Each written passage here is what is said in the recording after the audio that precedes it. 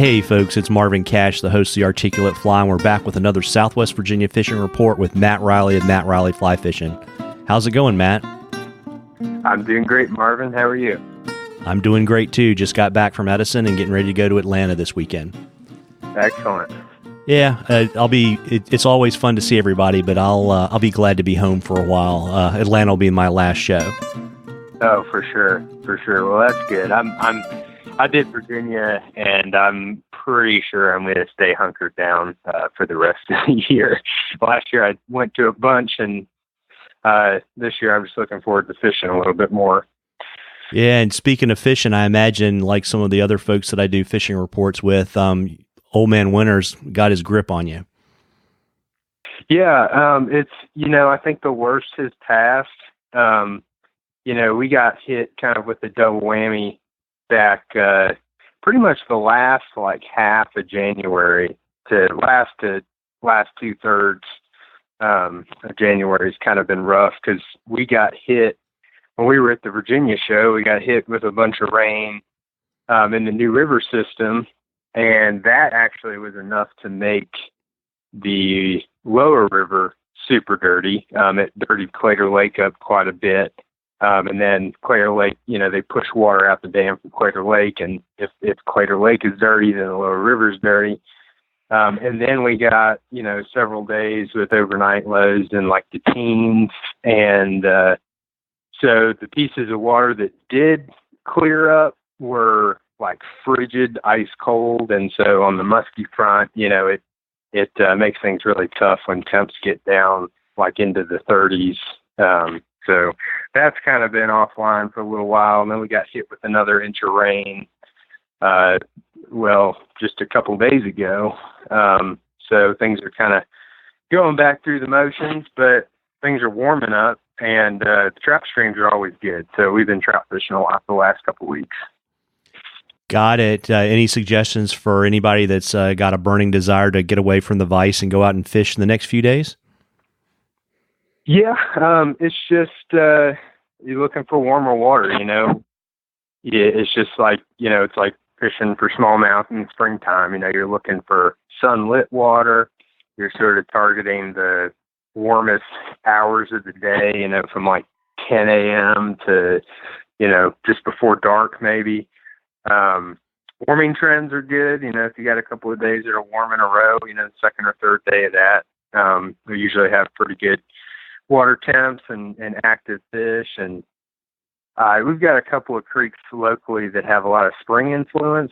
And so I tend to narrow my focus to those almost exclusively when it gets really cold throughout the winter. But we have had some high water here lately, not dirty water, but just higher water. And, with the cold and the wet, we've been having some nice gray skies. And so streamer fishing conditions have been pretty good. So if you don't necessarily care about catching a fish, it's a great time to go out and try to catch a big one.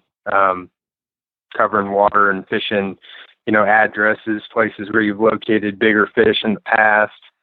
And then, just going into February and then March, those 2 months are always have the highest trophy potential, but for the wild trout fishing and for musky fishing too. So, things are going to get warmer from here on out. Hopefully we hang on to these, at least in the trout streams, a little bit fuller creeks, because high water always helps. And it should just get better through spring. Well, that's great. And folks, keep your questions coming. And remember, if we read your question on the air, I'll send you some Articulate Fly swag and you'll get entered into a drawing. And speaking of drawings, we're actually going to draw next show. We're going to announce the winner of the drawing for all the folks that submitted questions to Matt over the last season. Matt, why don't you tell folks what they're going to win if their name comes out of the hat? Yeah, I'm going to put together a little fly box selection of some of my sort of go-to flies for different species, probably predominantly smallmouth.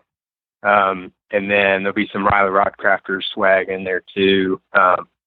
Discount card for Reilly Rod Crafters rod purchases, and maybe a couple other things I can scrounge up to throw in there to sweeten it up a little bit too. Well, that's awesome. I really appreciate it. And, we always want to talk about what you're writing. What's coming out soon from the author, Matt Reilly?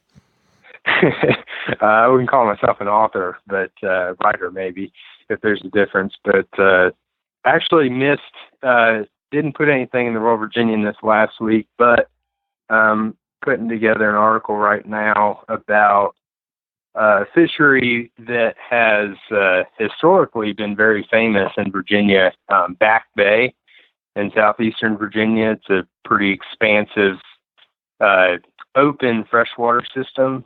Back in the 60s to the 80s, it was known for high numbers of trophy largemouth. It was one of the most unheard of and greatest bass fishing locations in the country. And it declined rapidly towards the end of the century, and it's kind of coming back a little bit now. So putting together a sort of profile on that whole story for Virginia wildlife that I'll submit this week, but it'll come out here in the magazine in a couple of months.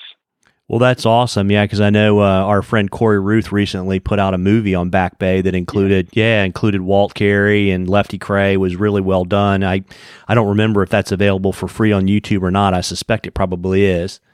There's definitely a trailer available, I believe. I'm not sure about the full length, but yeah, he did a good job with that. And we'll see. It really, I have not fished it. I've been interviewing biologists and people who know the fishery intimately for this, but it seems that the average depth is not very deep, and historically, what's allowed a thriving largemouth bass population has been SAV, submerged aquatic vegetation, and perfect situation for fly fishing. So it seems like in the coming years, that's going to be a great sort of DIY destination fly fishery for Virginians for sure. Well, that's awesome. And before I let you hop, why don't you let folks know where they can find you so they can book you and chase muskie or chase trout with you this fall and winter? Yeah, website's MattReillyFlyFishing.com, and all my info's on there. You can give me a call or email or text or whatever works for you. I look forward to hearing from you. Well, that's awesome. Well, folks, try to get out and get away from the vise. I mean, there's a great chance to be a headhunter this winter. Tight lines, everybody. Tight lines, Matt. Tight lines, Marvin.